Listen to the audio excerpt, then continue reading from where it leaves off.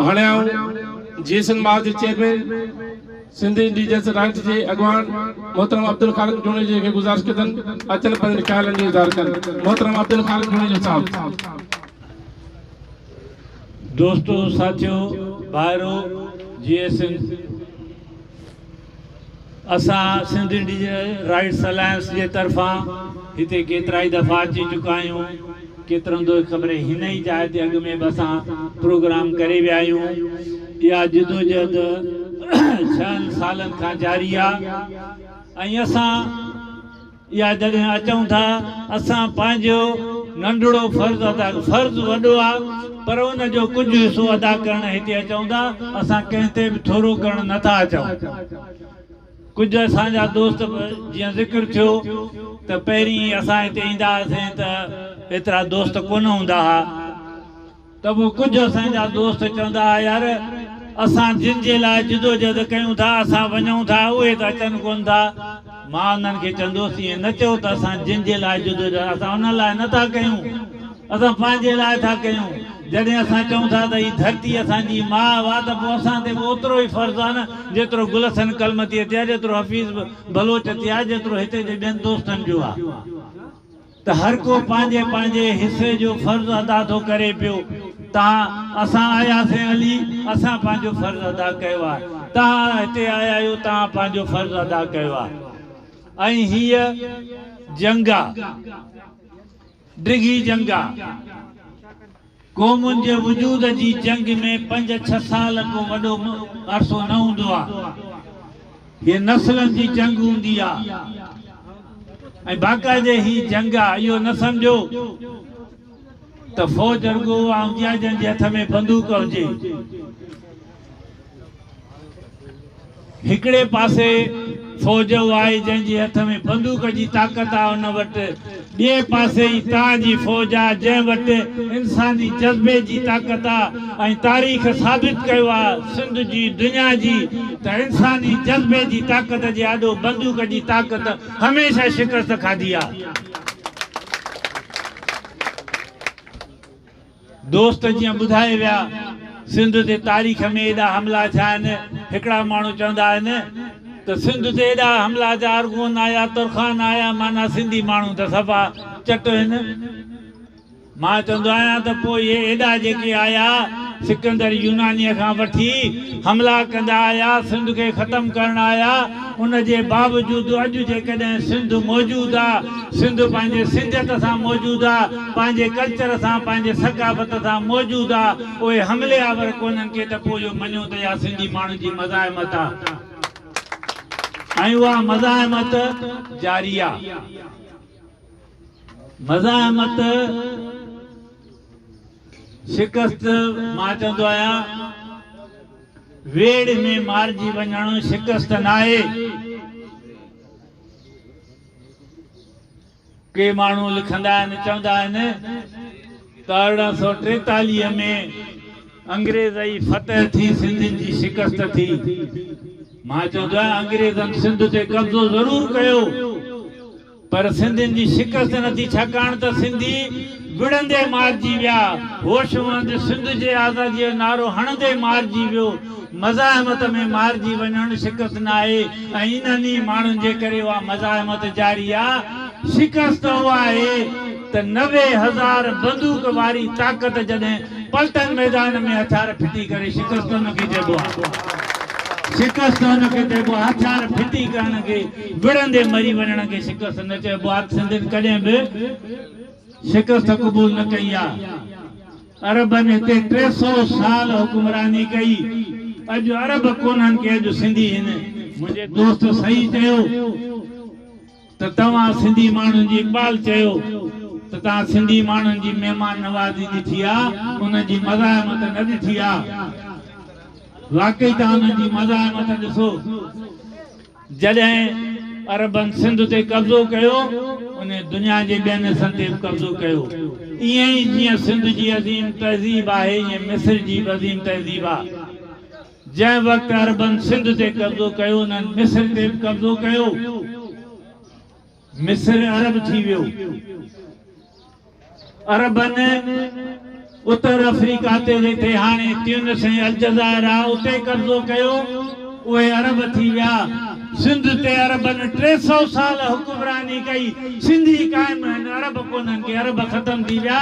इहा सिंध जी मज़ाहमत आहे, इहा सिंध जी मज़ाहमत आहे। मलिक रियाज़ ऐं ज़रदारी जेकॾहिं सम्झनि था त ग़लतफ़हमीअ में त उन्हनि वटि बंदूकुनि वारा आहिनि त उन सां उहे सभु कुझु करे वेंदा।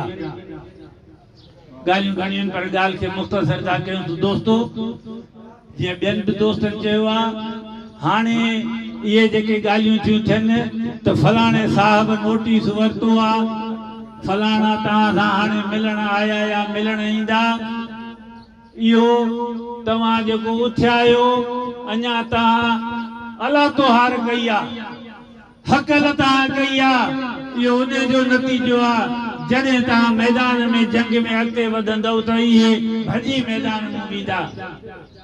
असांजो दोस्त, असांजो लीडर यूसुफ मस्ती खान हिते बि चई वियो, जॾहिं असां इंडियन राइट्स अलायंस जी जिदोजहद शुरू कई, इहे माण्हू जेके तव्हां वटि हाणे अचनि था, ये जाम नाला तोड़ जाम करीम हकीम बलोच सलीम बलोच ये असां सां गॾु आहे। हुननि हिते कसम खयां त असां सिंध धरतीअ जे लाइ विढ़ंदासीं। पोइ तव्हां ॾिठो ऐं यूसुफ मस्ती खान पहिरें ॾींहुं चयो, उन्हनि जे मौजूदगीअ में चयो, हिन जाम जी मौजूदगीअ में यूसुफ चयो माण्हुनि खे त इहे वॾेरा भॼी वेंदव, ऐं उहे भॼी विया, उहे भॼी विया। त अॼु बि जेके माण्हू इहे तव्हांजे चवंदा साईं हुन नोटिस वरितो, हिकिड़ी ॻाल्हि कंदा आहिनि, कंहिं माण्हू खे ॿिए खां पुछो, चवंदा फलाणे सन में हिते जेका वबा पई उनजी तोखे ख़बर आहे? चवंदा या वबा विधी कई, मूं त विधी। त अदा हुन नोटिस वरितो आहे त या भींग कई कयां या इन त कई आहे, जंहिंजे लाइ चवंदा त नोटिस वरितो अथई, या भींग त इन कई आहे। यानी भींग बि करे जहान खान फैसले लाइ भलो जहान खान वटि। ॿ ॻाल्हियूं आहिनि न इन साहब जे हवाले सां, या त उनखे ख़बर ई कान्हे का, पोइ जे ख़बर कान्हे का त पोइ पार्टीअ जो लीडर छा ते थियो आहे, या ॿी ॻाल्हि इहा आहे त हू हिन मंसूबे में शामिल आहे। ॿ ॻाल्हियूं आहिनि न, टी नथी थी सघे। त या हू हिन जो ॾोहारी आहे या अणॼाण आहे, जाहिल आहे। पोइ उन मूं कहिड़ो असांखे फ़ाइदो थींदो? त मां चवां थो त हाणे बि जेके ईंदा तव्हां वटि, तव्हांजी जिदोजहद जीअं जीअं वधंदी, घणा सौदेबाज़ ईंदा तव्हां सां गॾु, फोटू कढाए उनखे विकिणंदा वञी। रुगो हिकिड़ी नंढड़ी ॻाल्हि थो कयां, ख़बरचार बि रखो दोस्तो, जेके हिते तव्हां वेठा आहियो, छाकाणि त जेका जंग आहे उनजे अॻी सिफ़ जा सिपाही तव्हां आहियो। उनजे अॻी सिफ़ जो सिपाही जेको आहे उहो मुराद बलोच आहे, उहो हफ़ीज़ बलोच आहे, उहे तव्हां आहियो, असां तव्हांजे पोयां आहियूं। तव्हांखे हर वक़्तु सुजाग थी रहणो पवंदो। त ॾिसो त माण्हू छा था कनि। ईअं बि थिए पियो त कंहिं पार्टीअ जा कारकुन बहरिया जे गेट ते एहतजाज पिया कनि, ऐं उन्हनि जा लीडर बहरिया जे आरामदह बंगलनि में उते सुता पिया आहिनि, आराम था कनि। ॾिसी वठो, इहो बि ॾिसी वठो। ईअं कीअं थींदो जॾहिं असां चऊं था ऐं हक़ीक़त आहे त सिंध खे फ़लस्तीन बणायो पियो वञे, त पोइ छा ईअं थींदो या थियो आहे कॾहिं?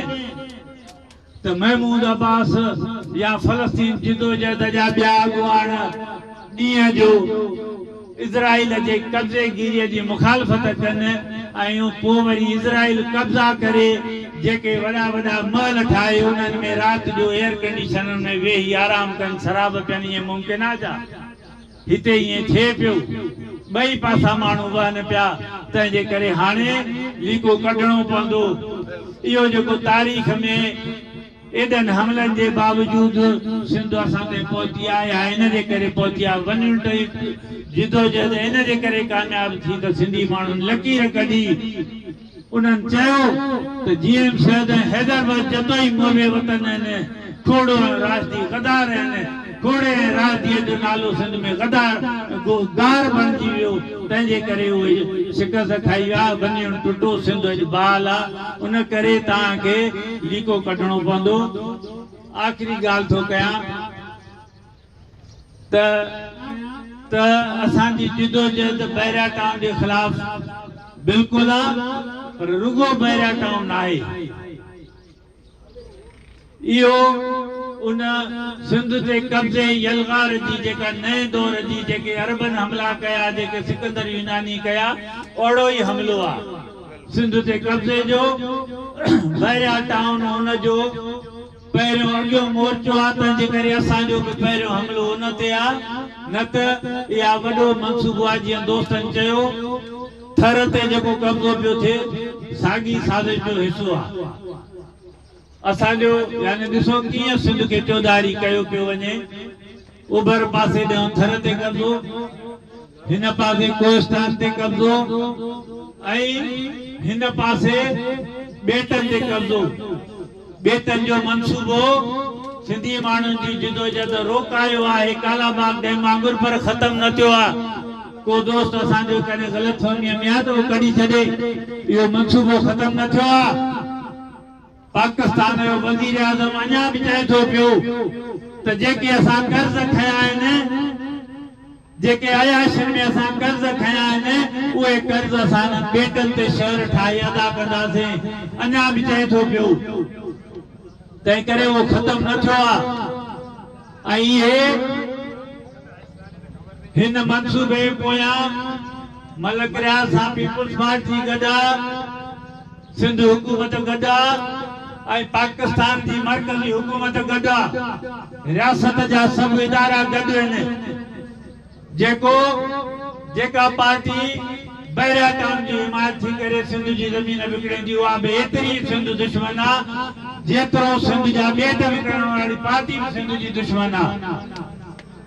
इमरान खान उते ऐलान थो हिकिड़ी धारी कंपनीअ सां मुआहिदो थो करे ॿेटनि जे विकिरे जो। कंहिं तोखे इहो इख़्तियार ॾिनो आहे कंहिं तोखे इख़्तियार ॾिनो आहे त मुंहिंजी धरतीअ जा तूं सौदा कंदो वरितो सौदा कर तूं पंहिंजे अबनि ॾाॾनि जी ज़मीन जा सौदा करे थो सघीं। त इहे सभु गॾु आहिनि। इहे जेके टेलीविज़न ते अची झगड़ा था कनि इहे कुकड़नि वारी वेड़ था कनि इहे कुकड़नि वारी वेड़ था कनि इन करे त माण्हू जेके आहिनि उहे इन वेड़ खे असली वेड़ सम्झनि। इहा असली वेड़ न आहे। असली वेड़ तां तवजो हटाइण जी इहा ॻाल्हि आहे। इहे सभु गॾु आहिनि। इहे सभई जमायतूं केरु मर्कज़ी हुकूमत छा थी चई इहे कीअं गॾु आहिनि। मां तव्हांखे ॿियो मिसाल ॾियां। इहो मलिक रियाज़ मशहूर दुनिया जो इहो धाड़े लारगो हिते नथो करे। लंडन में इन ते केस थियो 190 मिलियन यानी 19 करोड़ डॉलर उन ते ॾंढ पियो। उहो ॾंढ उतां वारी हुकूमत पाकिस्तान जी हुकूमत जे हवाले करायो। या त तव्हांखे ख़बर आहे त पाकिस्तान जी कहिड़ी पार्टीअ जी हुकूमत आहे PTI जी आहे। उन हुकूमत उहे 19 करोड़ डॉलर जेके आहिनि उहे वरी मलिक न्याज़ ऐं खज़ाने में जमा कराया त जेके सुप्रीम कोर्ट 460 अरब ॾंढ विधो आहे उन में इहे 19 करोड़ डॉलर जेके आहिनि इहे ख़तमु कयो। माना तक़रीबन 50 अरब जेके आहिनि इहे उन में ॾेई वञे। यानी जंहिंजे ॾंढ पियो वरी उहो कंहिं ॾिनो इन मर्कज़ी हुकूमत ॾिनो आहे। सभु सम्झूं था असां इहे सभु साठड़ा गाठड़ा आहिनि। सभु इहे इन में गॾियल आहिनि। लीको कढणो पवंदो या हिन पासे थियणो पवंदो या हुन पासे थियणो पवंदो या होशो जे फ़ौज में बीहबो या अंग्रेज़ जे फ़ौज में बीहबो या राजादार जे फ़ौज में बीहबो या लुटेरे मोहम्मद काज़मी ॿई पासा न वहंदा। ऐं तव्हांजी इहा जिदोजहद जेका आहे उहा इहा लीकाब कढंदी इहा ई हिन जिदोजहद खे कामयाबु कंदी। महिरबानी।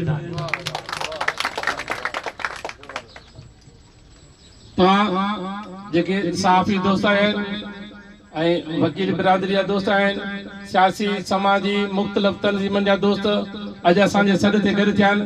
तव्हां सभिनी दोस्तनि जी महिरबानी।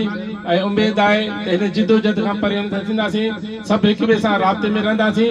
ईद खां पोइ वरी को अहिड़ो मसइलो कंदासीं त जेको बैरिया जे गेट ते या कराची प्रेस क्लब खां वज़ीर आला उस्ताद जी जगह रैली निकिरंदी। तव्हां सभिनी दोस्तनि जी महिरबानी, सहाफ़ी, सियासी, समाजी, वकील बिरादरी, ॻोठाणा, हिन ओसे पासे खां जेके बि दोस्त आयल आहियो, मुख़्तलिफ़ तंज़ीमुनि जा दोस्त, तव्हां सभिनी जी महिरबानी।